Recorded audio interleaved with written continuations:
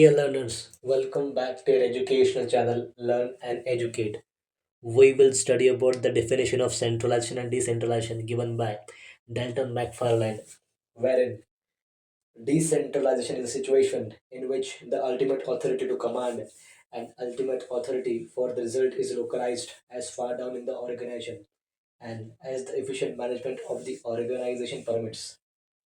Decision making power and responsibility when they're pushed down to the lower levels of the management and as much possible and as long as it does not harm the efficiency, it is decentralization.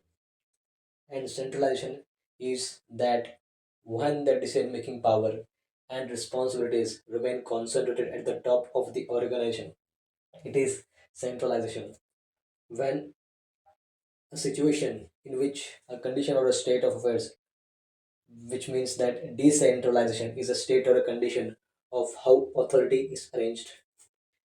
Decentralization is a situation in which the ultimate authority to command, the final, the highest power, or the right to decide, and the command to give orders and instructions, the final decision making power, and the right to give decisions, and the ultimate responsibility for the results, that is the final accountability, answerability for the outcome and the performance, the final accountability for what happens, it is localized, which means placed at the particular low level or unit wherein the authority and the responsibility are placed at specific low levels and not kept at the top.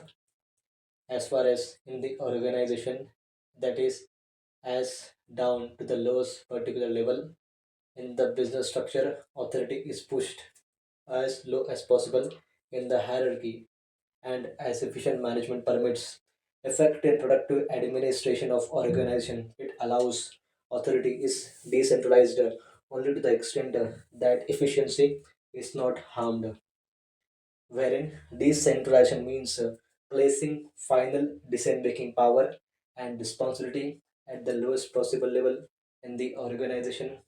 Decentralization means how, as long as doing this sharing, pushing down the final decision making power and responsibility to the lowest level, it does not reduce the efficiency of the people, it does not reduce the efficiency of the lower level and the middle level managers, and this does not affect impact the working of them. Then decentralization is possible in the organization. What is centralization? Centralization is the ultimate authority and responsibility are kept at the top and not localized downward. Then the organization is centralized.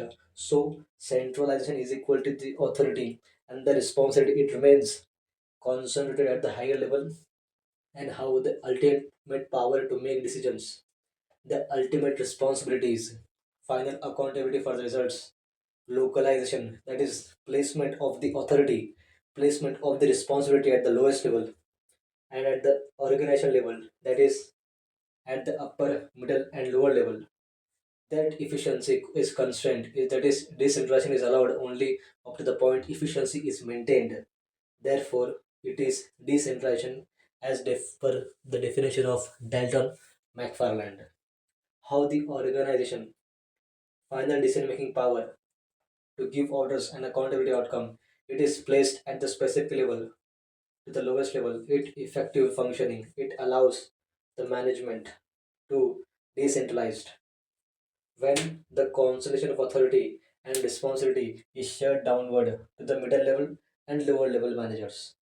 The conceptual lines, it remains the fewer people who have decision making power, the more centralized the organization is, that is centralization, and the more the people who have the decision making power and the power is dispersed, the power, the decision making power is delegated downward, it is decentralization.